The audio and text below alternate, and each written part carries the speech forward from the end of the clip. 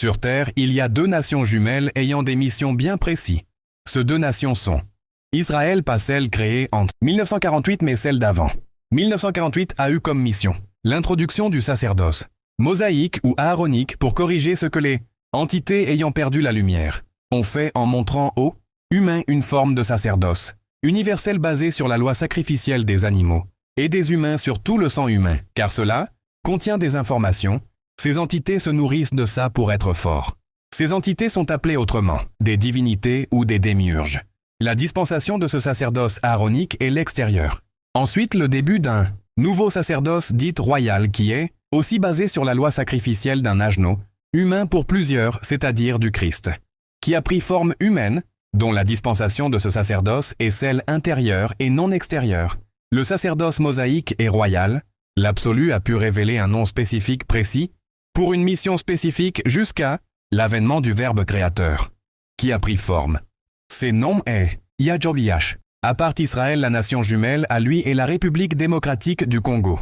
Cette nation a pour but la manifestation active du sacerdoce royal, du règne de Dieu sur la terre, car le projet de Dieu qui est l'homme a eu lieu ici en RDC. Car en lisant les versets ci-dessous, Acte 15-14, Simon a raconté comment Dieu a d'abord jeté les regards sur les nations pour choisir du milieu d'elles un peuple qui porta son nom.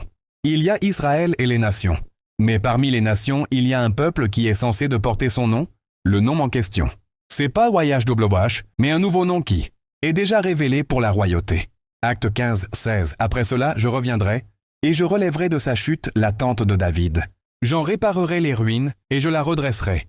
La tente de David signifie la royauté, puis Ésaïe dit, Ésaïe 18-2, toi qui envoies sur mer des messagers, dans des navires de jonc voguant à la surface des eaux.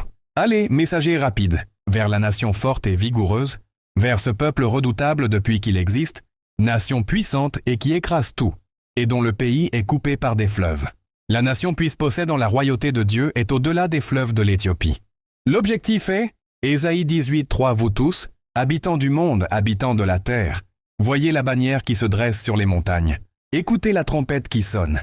L'objectif est d'écouter la trompette, qui sonne en d'autres termes la nouvelle dispensation appelée la dispensation cristalline.